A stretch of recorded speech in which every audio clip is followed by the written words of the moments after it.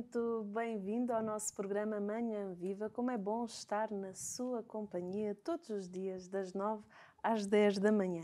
E hoje o tema do nosso programa é Rumo a um Nós Cada Vez Maior.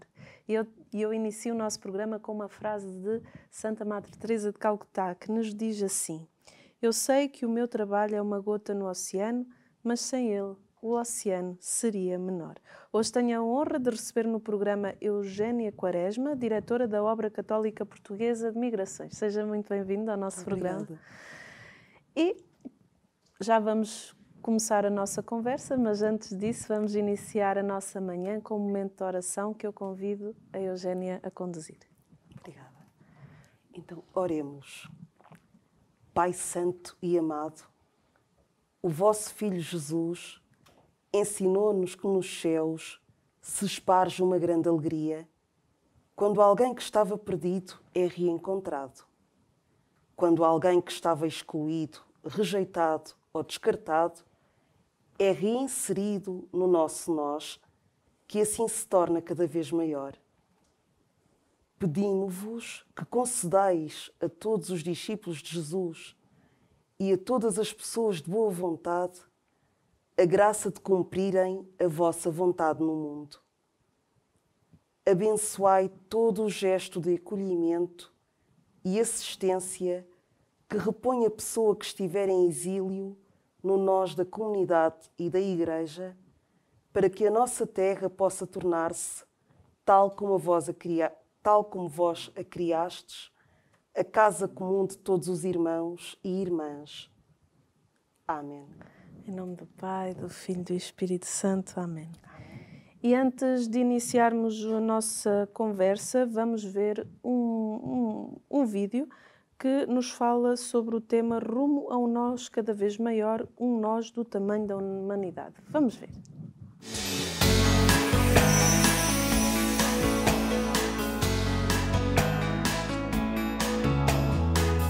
Quest'anno ho scelto come tema per la giornata mondiale del migrante e rifugiato un noi sempre più grande.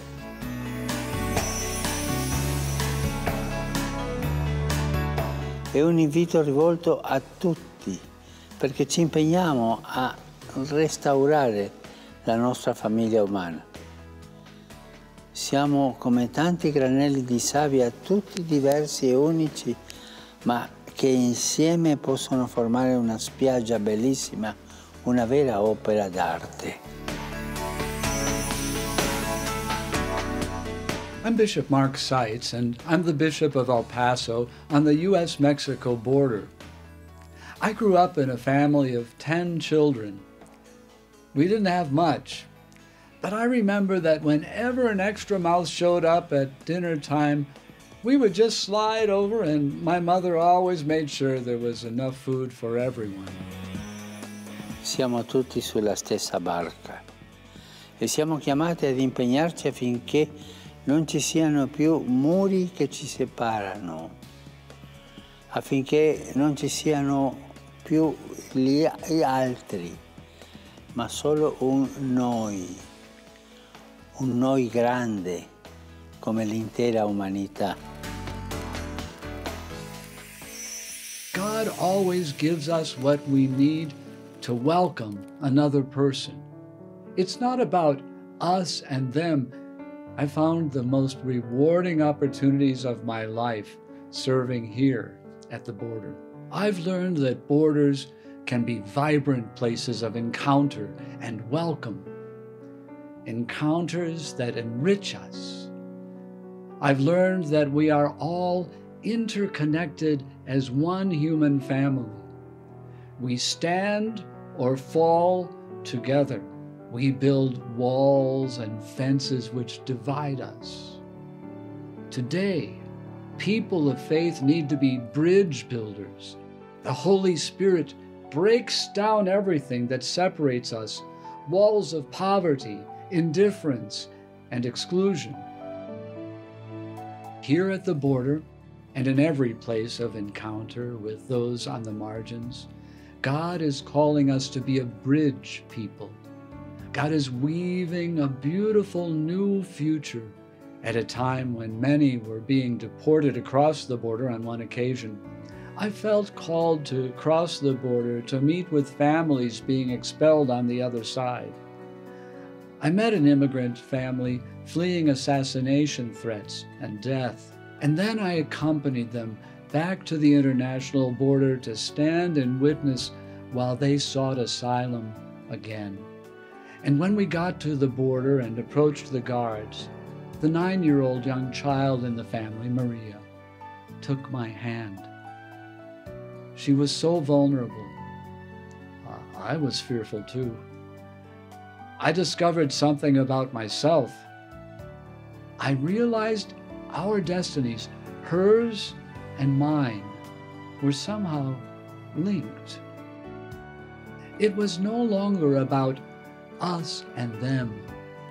I felt the presence of God, calling us to build a world where everyone has a place, a chance to flourish, to live with dignity. God calling us to build a world with a we as wide as humanity.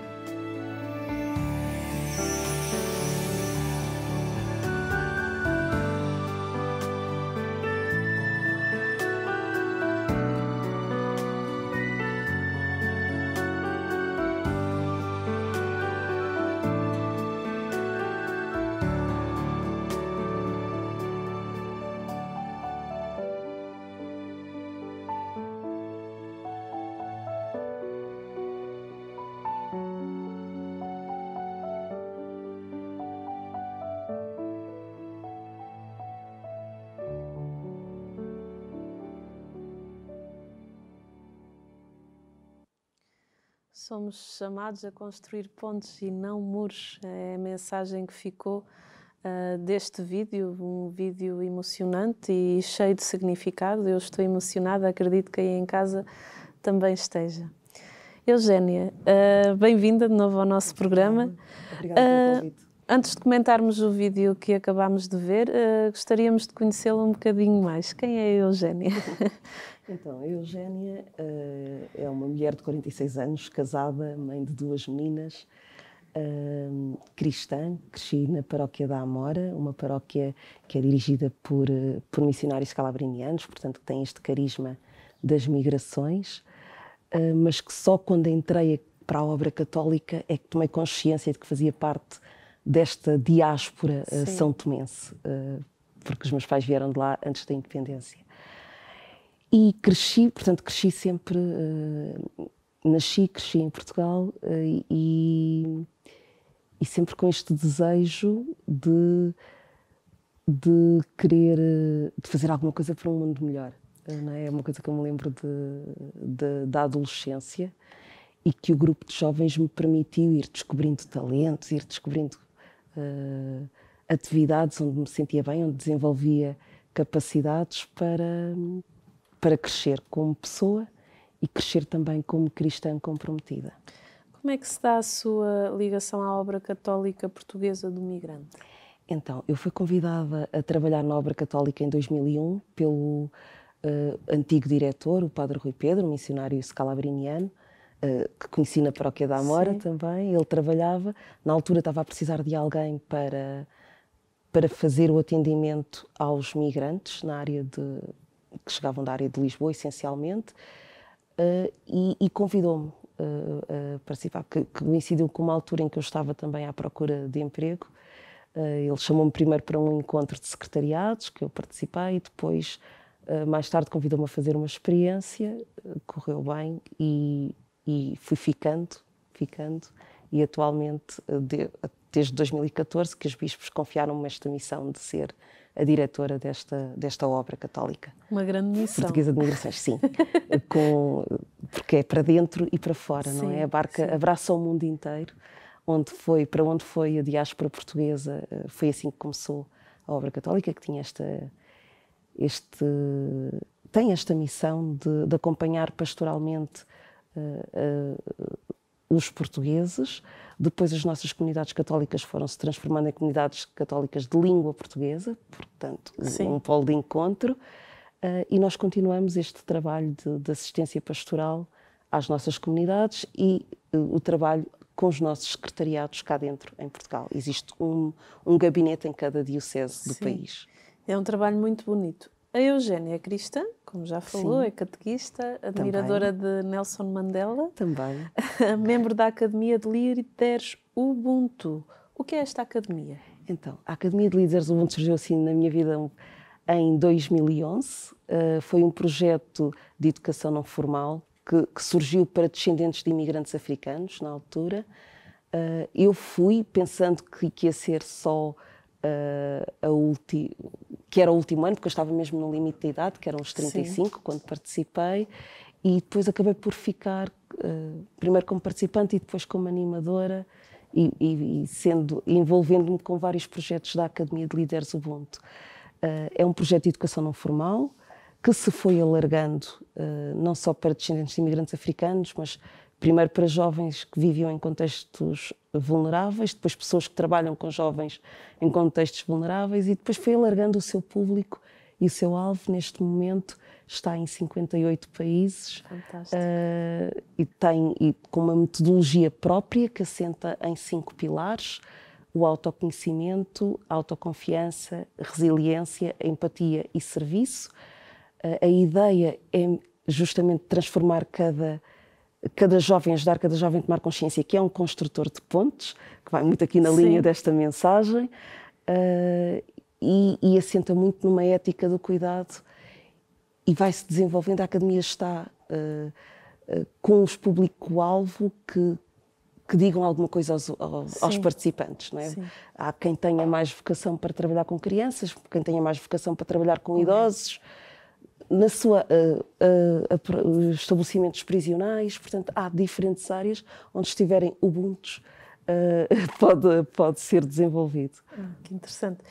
Aqui a produção colocou-nos aqui uma pergunta de uma curiosidade sobre si. Diz que é licenciada numa área que não ouvimos falar muito. Psicopedagogia curativa. Então, como é que pode repetir? Psicopedagogia curativa. O curso surgiu em 1999. Eu fiz parte da primeira fornada, a primeira turma. Depois o curso foi sofrendo algumas alterações, perdeu o nome curativa, passou a ser Psicopedagogia Clínica, deixou de ser na Universidade Moderna, passou para a Universidade Lusófona do Porto, deixou de ser 4 anos, passou para 3, portanto foi sofrendo assim algumas alterações, mas o essencial aqui ele assenta na questão da aprendizagem. Estudar a aprendizagem, as dificuldades da aprendizagem, e atua aí. O curso era novo na altura, os primeiros andaram assim também um bocadinho à procura de onde é que nós poderíamos atuar. A área que sempre me fez muito sentido foi a área da escola e a área dos grupos operativos. Cheguei a fazer uma pós-graduação com psicopedagogas brasileiras, eu e outras colegas, na altura, porque queríamos mesmo como é que nós vamos trazer a parte prática para Portugal, porque foi um curso também muito prático. Desde o 2º ano tinha estágios, e então fizemos esta especialização em grupos operativos, que nos possibilita também trabalhar com grupos, e é um complemento na minha formação humana e profissional. Muito útil. Claro que sim, até porque nesta área das migrações estamos sempre a aprender, nós pessoalmente, e o próprio migrante também está em aprendizagem, nomeadamente aqui a aprendizagem cultural. Exato. De uma nova cultura, o choque de culturas, são outras áreas que a psicopedagogia ajuda a ver com outros olhos, porque é uma disciplina não é, que faz a ligação interligada com outras ciências e, portanto... É uma riqueza. Exatamente. É muito bonito. Agora vamos ao vídeo que nós assistimos na abertura aqui do nosso programa. Poderia-nos comentar o vídeo? Claro que sim. Então, este é o primeiro de uma série de vídeos que ajudam a compreender a mensagem que o Santo Padre lança para o Dia do Migrante, para o Dia Mundial do Migrante e do Refugiado. Há 107 anos que a Santa Sé escreve uma mensagem para este dia. O dia em que se celebra tem vindo a alterar com o tempo. Atualmente, nós, este ano, vamos assinalar a 26 de setembro, mas o Santo Padre Francisco escolheu que o último domingo de setembro é o dia em que se assinala esta mensagem. Mas ela começa a ser lançada meses antes. Portanto, para aí em maio é escrita, mais ou menos para o final do mês de maio nós recebemos a mensagem e somos convidados, as conferências episcopais são convidadas a trabalhar. A Santa Sé envia-nos mais ou menos um por mês, envia-nos um vídeo até este dia. Tem sido uma opção da obra católica usar esta mensagem como orientação para trabalhar também ao longo do ano pastoral. Portanto, agarrarmos nesta mensagem e sensibilizarmos quer a nossa comunidade cristã, quer a nossa sociedade civil. Uma mensagem poderosa. Forte e poderosa. Que nos faz pensar, e muito. É diretora do Secretariado Nacional da Mobilidade Humana e da Obra Católica Portuguesa de Migrações. Qual o trabalho que desenvolvem neste secretariado? Então, há um trabalho, sendo a Obra Católica um serviço da Conferência Episcopal Portuguesa, existe esta missão de documentar a Conferência Episcopal sobre aquilo que se passa no campo das migrações, seja com a nossa diáspora, seja com o que se passa internamente. Sim. Depois, também a convite da Conferência Episcopal Portuguesa, a Obra Católica representa em grupos de trabalho lá fora. No grupo Migração e Asilo da COMES, que são as Conferências Episcopais da União Europeia, é uma espécie de grupo de advocacy de vários países da União Europeia. Refletimos sobre aquilo que está a acontecer a nível das leis para chegar ao Parlamento Europeu. Também existe o Conselho das Conferências Episcopais da Europa, Sim. que é um outro encontro onde eu tenho participado, que é sobretudo a nível dos diretores de migrações das outras conferências episcopais da Europa, e também refletimos ou sobre um tema ou sobre questões que são levantadas e sobre formas de trabalhar em conjunto. Isto a nível internacional. Sim. É isto que temos feito. A nível nacional é este trabalho de coordenação, de receber as orientações pastorais que chegam da Santa Sé, dá-las a conhecer às nossas estruturas e também à sociedade civil. Sempre que escolas nos pedem também um trabalho de sensibilização e de formação, procuramos reunir-nos com os nossos agentes pastorais e saber o que é que fazem, que dificuldades é que estão a ter, como é que estão a acompanhar, que dificuldades é que sentem, nomeadamente as alterações da lei, dificuldades a nível do apoio social. Articulamos com outras instituições da Igreja que estão na área. Sim. E procuramos atuar nas 4 áreas que o Papa Francisco sintetizou: o acolhimento, a proteção, a promoção e a inclusão. A Igreja tem inúmeras instituições espalhadas por este mundo fora.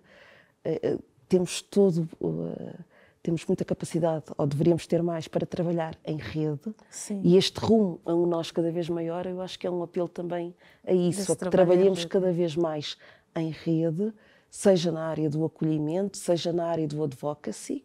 E aí temos um outro grupo de trabalho que é o FORCIM, Sim. que é o Fórum de Organizações Católicas para a Imigração e Asilo, onde estão várias instituições como a Caritas Portuguesa, a Liga Operária Católica, o CEPAC, que pertence aos Espiritanos, o Serviço Jesuíta aos Refugiados, a Capelania dos Africanos, Capelania dos Imigrantes Ucranianos, a Fundação Judaica Igreja que Sofre, a Comissão Nacional de Justiça e Paz, Comissão Nacional de Justiça e Paz e Ecologia, Sim. Da CIRP. E este grupo grande procura refletir e fazer advocacy, não é? Qual foi a ideia? Que a Igreja, a nível das migrações, falasse a uma só voz. E, portanto, este grupo ajuda-nos a cumprir este objetivo. E há outros grupos de trabalho também, onde a Obra Católica participa, como a CAVIT, a Comissão de Apoio à Vítima de Tráfico de Pessoas, que nasceu com as congregações religiosas femininas, e nós temos vindo a acompanhar, e é a questão da exploração humana e do tráfico de pessoas. Que ainda continua a acontecer. Infelizmente continua, não é? Em 2019 o Santo Padre lançou as orientações pastorais para esta realidade e ainda recentemente nós ouvimos falar na questão dos migrantes de Odmira, que viviam em condições muito más. Acredita-se que alguns tenham vindo por vias também de tráfico, de máfias e tudo mais. Sim. E temos, portanto, há um trabalho de sensibilização que é feito a nível da CAVID e trabalhamos em rede também com as organizações do governo que trabalham a área da sensibilização e da proteção das vítimas, porque temos as irmãs a proteger, a restaurar aqui neste trabalho de restauração das vítimas. E também mostrar à nossa sociedade que estas situações ainda acontecem. Que isso é importante para que nós não vivamos alienados. Exatamente, não é? Combater a indiferença. O Papa Francisco, desde o início do seu pontificado, disse: é preciso combater a indiferença. E o drama do tráfico humano é ele ter contornos muito complicados, silenciosos e próximos, não é? Porque não se conseguiria fazer se não houvesse os traficantes, quem trafica, quem alicia, são pessoas às vezes próximas. E portanto é preciso estarmos alertas para não sermos aliciados, para não cairmos nesta malha. E também estarmos alertas, e este tem sido um outro ponto de sensibilização, para não sermos exploradores, porque não existe nada mais triste do que vermos cristãos a explorar, seja na área laboral, seja na área da habitação, seja na área da exploração sexual também, que infelizmente existe.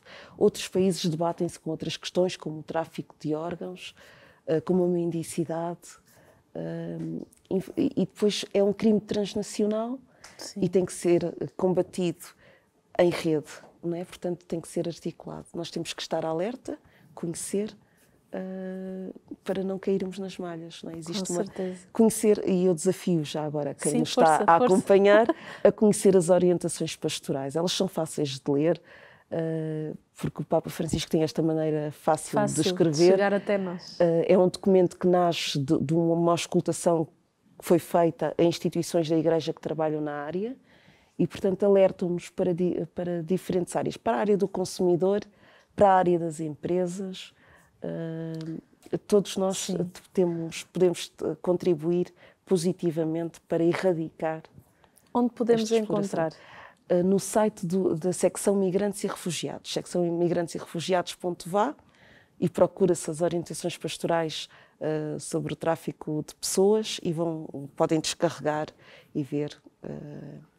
ler e também podem entrar em contacto, por exemplo, com a Obra Católica, se precisarem que a Obra Católica ou as irmãs vão falar um bocadinho sobre o tema, que estão disponíveis. E até se, por acaso, por causa deste programa, despertar alguma coisa, se virem alguma situação que seja aproximada disto que temos estado aqui a falar, também denunciar, não é? Também denunciar. Existem números, eu não tenho os números de telefone oficiais de cor, mas existem campanhas que são feitas. Há assim 3 datas em que nós chamamos a atenção para a situação. O dia 8 de fevereiro, o dia de oração e reflexão sobre o tráfico. Este é um dia que a Santa Sé, juntamente com a Talitacum, promove, que é a rede internacional das congregações religiosas para esta questão.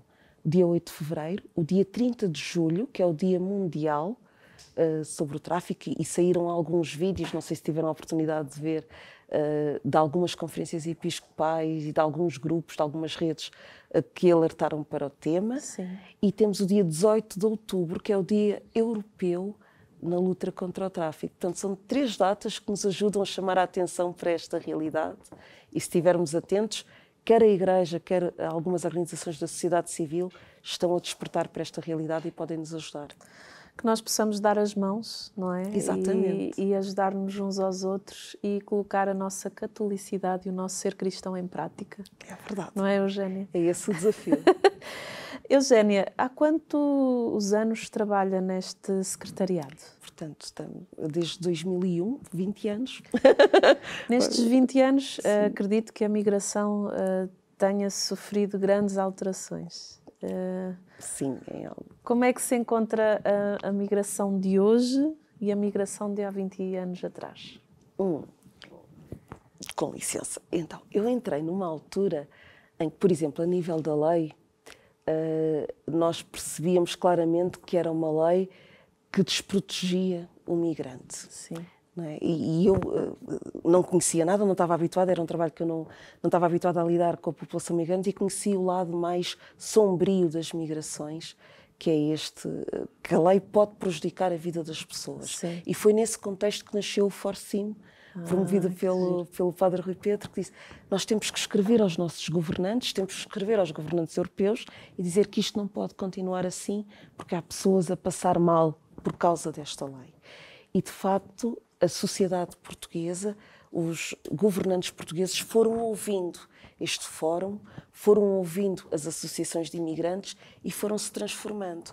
E nós chegamos ao ponto em que temos leis escritas muito boas, muito mais humanas. Qual é o nosso problema agora? A prática. É a prática, não é? Nem todos os serviços conhecem a lei, nem todos os serviços aplicam a lei e isto traz outras dificuldades acrescidas. Também temos alguns problemas que nós fomos sofrendo, nomeadamente com o CEF, com toda a turbulência que tem sofrido, que tem deixado a vida dos nossos migrantes suspensa. Não é? Há pessoas que vêm, portanto, não conseguem o reagrupamento familiar porque o documento delas não sai e, portanto, não conseguem trazer os filhos, mesmo que estejam a trabalhar, mesmo que estejam a descontar para a Segurança Social. Sim. Por conta da pandemia, saiu uma portaria muito boa do nosso governo. Todos os migrantes têm acesso ao sistema de saúde. O que é que às vezes falha? Alguns centros de saúde não estão a emitir o número de utente para que a pessoa tenha acesso aos cuidados de saúde. E, portanto, estas coisinhas... Que são pequenas, mas que fazem toda a diferença. São pequenas e que só no terreno, e temos que ir batalhando. E, portanto, é assim, cá dentro é isto que está a acontecer. Lá fora, com a nossa diáspora, também elas estão a sentir, e se calhar vamos ver um vídeo mais à frente sobre isso, que as coisas estão a mudar a nível do acolhimento da Igreja, não é? Houve a preocupação de acolher bem. Agora as igrejas lá fora, na diáspora, nomeadamente na Europa, estão a transformar-se e estão a querer absorver as nossas comunidades católicas e estamos a repensar que serviço é que podemos prestar e como podemos continuar a ser úteis. Isto tem muito a ver com o potencial evangelizador da comunidade migrante, que nós nas nossas paróquias cá também vamos sentindo, mas lá fora é muito mais gritante. Se não fossem as comunidades migrantes, muitas das igrejas na Europa estariam fechadas. E os bispos da Europa estão-se a perceber disso e, portanto, estão a refletir e a mudar algumas coisas. E nós podemos também, e faz parte do trabalho da obra católica, como refletir com os nossos agentes pastorais lá fora, como é que nos podemos tornar agentes de evangelização e como é que podemos ajudar também a Igreja da Europa a ser evangelizada. Sim, né? a renascer a partir da realidade migrante. Sim. A primeira parte do nosso programa já chegou ao fim. Vamos para um brevíssimo intervalo e já voltamos.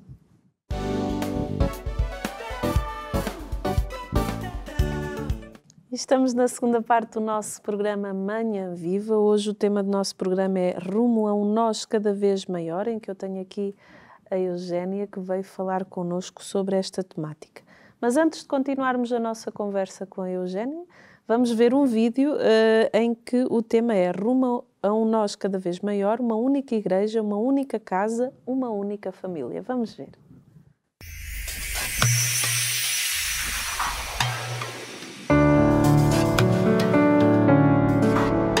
Je m'appelle Jean-François, je suis québécois. Je me sens très chez nous ici, chez moi dans la paroisse Saint-Luc. C'est vraiment une communauté d'appartenance. My name is Mylene Reyes. I am originally from the Philippines. It has been 14 years since I arrived here in Canada. I feel at home here in our parish. Hola, soy Lina María, soy de Colombia. Llevo 7 años viviendo en Canadá. Actualmente me ocupo de la escuelita dominical y me siento como en casa. Dovunque si trovi, per qualsiasi ragione, ogni battezzato è a pieno diritto membro della comunità ecclesiale locale, membro dell'unica chiesa abitante nell'unica casa, componente dell'unica famiglia.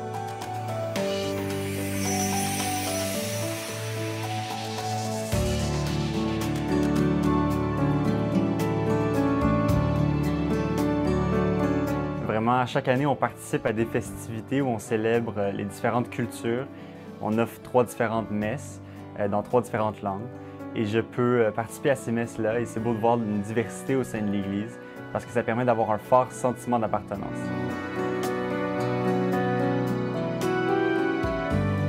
We are always welcome and we don't feel different from any other parishioner. You will always give the smile, the hug, and we can approach everyone. It is a special parish because we feel the sense of belongingness. It doesn't matter what is my background and whoever I'm talking to.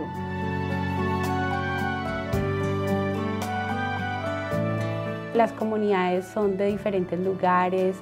Hemos crecido mucho porque existe mucha diversidad.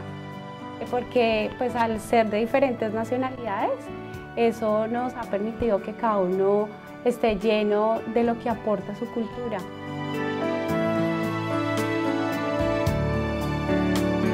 Pour moi, dire une seule Église, une seule maison, une seule famille, ça signifie vraiment que ce qu'on partage en commun, c'est que notre regard est tourné vers l'autre et qu'on est sensible, qu'on veut le bien de l'autre. One church, one home, and one family. As an immigrant in this parish, I found a sense of belongingness. Realmente la inmigración nos hace desprendernos de nuestro lugar de origen y llegar a la iglesia es encontrar un hermano amigo, es ese hermano fraterno. Realmente la iglesia es una familia, es un hogar.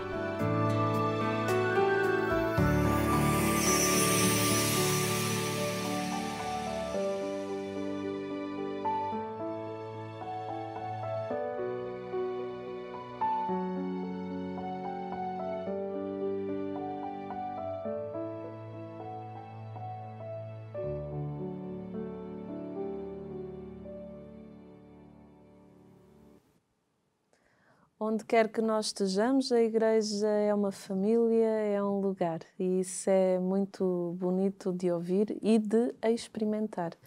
Poderia-nos comentar este vídeo que acabámos de ver? Eu acho que é muito fácil entender. Nós aqui em Fátima fazemos um bocadinho no santuário esta experiência, sim, nomeadamente na oração do Rosário, na procissão das velas, em que ouvimos diferentes línguas. Apesar das diferentes línguas, sentimos parte de uma mesma família. Mas também é verdade, eu cresci assim, apesar de não falar em diversas, sim, línguas, mas diferentes numa paróquia acolhedora, onde estão diferentes nacionalidades, e há um dia no ano em que nós fazemos uma festa em que acentuamos essa diferença linguística. De resto, somos realmente parte de uma única família. Mas este vídeo remete-me muito para aquilo que é a nossa diáspora lá fora, em que temos, de facto, migrantes que têm esta experiência, em que falam países onde se falam 2 ou 3 línguas e que as missas ou se falam em 2 ou 3 línguas ou em 2 línguas. E em alguns lugares ainda se faz a missa exclusivamente em português. Sim. Mas muitas estão a caminhar para esta celebração em 2 línguas. Estou-me a lembrar o francês-português, ou o alemão e português, portanto, vivem esta experiência. E o bonito é sentirem-se, de facto, em casa. E isto é uma caminhada, porque nem sempre é assim. Às vezes a nossa diáspora lá fora foi vista como uma comunidade à parte, e é a missa deles, não é? E, portanto, para chegarmos à nossa Eucaristia, foram precisos alguns anos. E, portanto, este vídeo vem recordar que a Igreja é a casa de todos. E lembrarmos que vivemos neste planeta único, que é a nossa casa comum. Também faz referência a isto, independentemente da língua que se fale, E esta valorização da língua é qualquer coisa muito característica da Pastoral das Migrações. Sim. Este valor que nós damos à língua-mãe, porque é na nossa língua-mãe que nós rezamos, é a língua do coração. Claro, claro. Não é? E, portanto, chegamos mais perto de Deus com a nossa língua-mãe. E é muito bonito porque essas experiências, elas podem ser vividas, por exemplo, numa JMJ, que está aí, 2023 está aí, e que se vê e vemos uma diversidade dentro da Igreja, mas que é una, e que somos uma só Igreja. E essa experiência da JMJ, por exemplo, dos encontros europeus de TZ, que também, eu por acaso pude fazer essa experiência em Lisboa, em que fiquei numa paróquia com tantas nacionalidades, e foi tão bonito ver cada nacionalidade a representar-se e a alegria de todos. E isso é bonito, é bonito, e como nós experimentamos isso nesses momentos da nossa juventude, porque não colocar em prática nas nossas paróquias? Claro, a ideia é mesmo essa, para que é lindíssimo, não é? Um sentimento de pertença, é isto que nós procuramos. Sentir que estamos em casa, e enquanto a Igreja não for a casa de todos, alguma coisa precisa de mudar. Exatamente. Não é? Seja na estrutura, seja nas pessoas que são responsáveis pelo acolhimento, e somos cada um de nós. E o migrante, e para o migrante que chega num país e que, quando se dirige logo à Igreja, que é logo das primeiras coisas que faz, e sente essa pertença, o resto fica muito mais fácil. O processo de enculturação, o trabalho, suportar as dificuldades. Se esse acolhimento se dá a partir da Igreja, tudo é mais fácil. Tudo flui. Tudo flui, é verdade. E isso eu sei por causa de muitas pessoas que já estiveram no estrangeiro e que também estão aqui, que são de outros países e que falam dessa realidade. O acolhimento é essencial, é o coração da Igreja, e o acolhimento traz a proteção, e ao proteger nós promovemos a pessoa, porque a pessoa, ao sentir-se em casa, vai se desenvolvendo. E depois chega uma altura que nós dizemos, ela é da casa, ela é da nossa família. Conhecemos-nos desde sempre, não é? Mesmo que tenha sido ontem, porque existe esta proximidade. Então, a Igreja somos cada um de nós. Que nós possamos ser essa Igreja acolhedora que acolhe a todos. Não tenhamos medo de acolher. Eu acho que isso é importante. É esse o desafio. É esse o desafio. Uma mensagem anterior, aí há 2 anos atrás, dizia, não se trata apenas de migrantes, tratam-se dos nossos medos. Como é que nós combatemos os nossos medos? Porque existem por aí muitos medos que precisam de ser enfrentados e assumidos, não é? Conversados. E se calhar é um desafio para as paróquias, para os grupos e movimentos, falarem sobre estes medos que as migrações trazem, porque é a primeira forma de os enfrentar, é assumir, falar sobre eles e procurarem os secretariados das diferentes dioceses, que eles estão preparados para... Abramos as portas, sim, não é verdade? Abramos para ajudar nessa reflexão. Não sejamos ilhas, abramos as portas para que outros possam entrar, e acredito que a contribuição será muito grande e o crescimento também, porque aquilo que a outra pessoa nos traz é sempre muito rico e nos ajuda na nossa caminhada. Este ano, na mensagem do Papa Francisco para o Dia Mundial do Migrante e do Refugiado, convidados a refletir no tema Rumo a um Nós cada vez maior. Fale-nos deste tema. Então, este tema, ele divide-se, lançava ali mais ou menos 3 prioridades. Uma primeira, que é um exercício de memória, pensar quem somos nós e quem somos nós no projeto de Deus. Este convite que ele nos faz a relacionar-nos uns com os outros e a crescermos na convivência uns dos outros. A nossa humanidade, de onde é que ela vem? É a primeira reflexão para que esta mensagem aponta. Depois, claramente, uma mensagem dirigida à Igreja. Como é que podemos ser uma Igreja mais católica? Como é que podemos enfrentar os nacionalismos, a xenofobia, que começam a surgir até dentro da Igreja. Sim. Nós queremos fazer caridade só para os nossos, só para aqueles que conhecemos, só para os cristãos. E isso não é ser católico. Ser católico é estar em relação com todos. Então, há aqui uma parte da mensagem que é claramente dirigida a nós, enquanto Igreja Católica. depois, este desafio a crescermos na relação com os outros e a sermos uma sociedade mais inclusiva, portanto, abrir para fora, não é? A mensagem do Santo Padre não é só para dentro, mas é também para fora, e por fim ele termina convidando-nos a sonhar, porque sem esta capacidade de sonhar não somos capazes de fazer um mundo diferente. E até para projetar o futuro. Para projetar o futuro. Eu lembro-me quando estava a fazer o curso, precisamente o curso de psicopedagogia, eu lembro-me de um professor que falava, uma das maiores pobrezas dos reclusos de longa duração é que eles perdem a capacidade de sonhar, perdem a capacidade de acreditar no futuro e de projetar o futuro. Portanto, o sonho é aquilo que nos permite avançar para a frente, e é possível sonhar com os pés na terra e os olhos no céu. E também nos ajuda nessa questão da esperança. Também, não que é é verdade? essencial. Porque um homem de esperança é um homem que sonha. Sem dúvida, sem dúvida. Isso a esperança e o amor, as 3 virtudes teologais, andam a par e ajudam-nos a construir este reino de Deus de justiça, de amor, de paz. De inclusão. Portanto, não são só palavras, são coisas que estão ao nosso alcance e dependem desta nossa capacidade de nos envolvermos e de nos comprometermos. E é possível dizer às pessoas que é possível, que não é passado, é muito presente. O Evangelho, ele é muito presente, é muito atual, e que nós possamos a cada dia mais colocá-lo em prática, não sermos católicos só porque é bonito ser católico. Exatamente. Ou porque existe um status, mas colocarmos a nossa catolicidade em prática, isso é o mais importante. Mesmo que às vezes saiamos prejudicados. Quantas vezes Jesus teve que dar a outra face, porque não nós darmos a nossa? Agora vamos ver mais uma peça onde o Papa Francisco convida a Igreja a sair para as periferias e a procurar quem está perdido. Não vou falar mais, vamos ver o vídeo.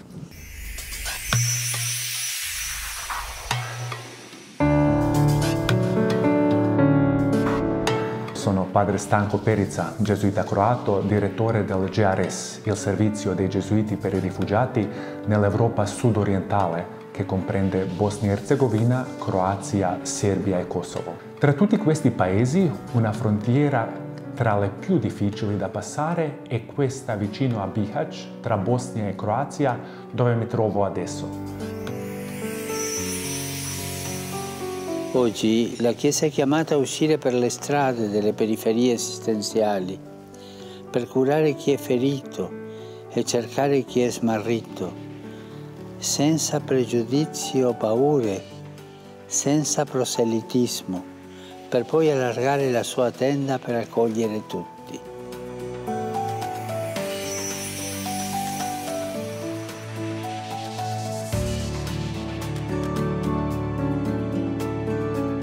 Qui a Bihać, GRS e la Chiesa Cattolica sono presenti per curare le piaghe di questa gente. Aiutiamo i migranti accampati nei boschi, distribuendo generi alimentari, vestiti, materiale per la sopravvivenza all'aperto. Grazie ai nostri mediatori culturali, che parlano le lingue madri dei migranti, sappiamo di che cosa hanno bisogno e cerchiamo di alleviare la loro sofferenza. Non possiamo avere paura di loro se siamo cristiani. Al contrario, aiutandoli diventiamo uomini migliori, più maturi, più saggi. La nostra è una fede che si mette in evidenza nell'incontro con lo straniero ed è interessante che tra i nostri dipendenti ci sono cristiani, induisti, la maggioranza musulmani e che questa nostra linea guida di ospitalità sia accettata da tutti loro in pienezza. Questa sventura che colpisce migliaia di persone è davvero una tragedia, ma può anche unirci e qui lo fa, ci unisce.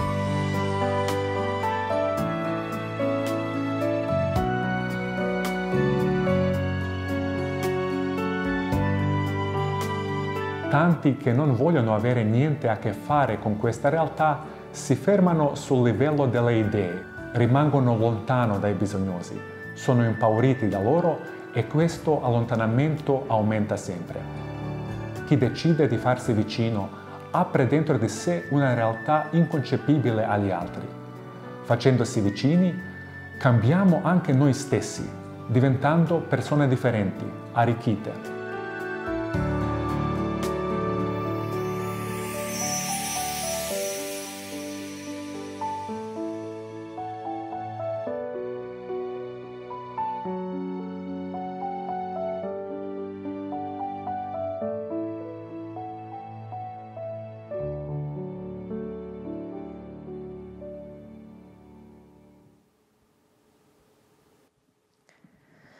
Façamos-nos próximos, proximidade, isso é extremamente importante, apesar do que estamos a viver hoje nesta pandemia, em que parece que a proximidade ela não pode acontecer, mas precisamos de ser próximos, ainda mais nos tempos que corremos, nos tempos que estão a acontecer. É urgente a proximidade. Ao ver estes vídeos e ao ouvir aqui a Eugénia, eu fico ainda mais apaixonada pela nossa Santa Igreja, que é belíssima e que age tanto na nossa sociedade no silêncio, mas age e faz a diferença. Eugénia, rapidamente, nosso programa está mesmo a chegar ao fim, um comentário sobre este vídeo. Este vídeo é claramente uma alusão à parábola do bom samaritano, que é ela também um exemplo e um modelo para a pastoral das migrações. É um convite à igreja samaritana, à igreja que vai ao encontro e não fica só à espera que venham ter consigo. Ela fala também das periferias existenciais e uma das atuais, para além destes casos que nós conhecemos dos refugiados, dos migrantes em emergência social, há uma outra periferia existencial que se calhar não se fala tanto, que são dos descendentes de imigrantes que vivem em bairros periféricos e que sofrem dificuldades na inclusão. Portanto, esta é uma outra área que é preciso ir ao encontro, conhecer. Alguns tocam a marginalidade, outros não, outros têm mesmo dificuldade, lutam, mas vêm algumas portas a fechar-se ou porque cresceram num bairro periférico, ou por causa da cor da pele, ou porque falta ali qualquer coisa. Não é? E, portanto, é preciso escutar estes jovens e ir ao encontro deles também. Escutar, incluir, aproximar-nos, colocar as mãos na massa, ajudarmos cada dia mais a acolher aqueles que chegam até nós e não ficarmos parados, mas irmos ao encontro. Mais uma vez, aquela frase famosa de Papa Francisco, saiamos do nosso sofá, do nosso comodismo e possamos ir ao encontro daqueles que mais precisam. Uma mensagem final para quem nos acompanha. Olha, depois de tanta coisa que já foi dita, se ficarmos com este tema rumo a nós cada vez maior, é este apelo ao crescermos em conjunto, ao crescermos na capacidade de convivermos uns com os outros, a enfrentar os nossos medos e pôr em prática. Eugénia, muito obrigada pela sua presença aqui no nosso programa. Muita força para a vossa missão, porque é mais do que um trabalho, é uma missão que vocês têm em mãos. Nós aqui estaremos a rezar por vocês, pela vossa missão. E assim que está em casa, o nosso bem-aja por nos acompanhar, por acompanhar a Canção Nova. Acompanhe a nossa programação. Pode ver este programa também no YouTube. Até o próximo programa, se Deus quiser.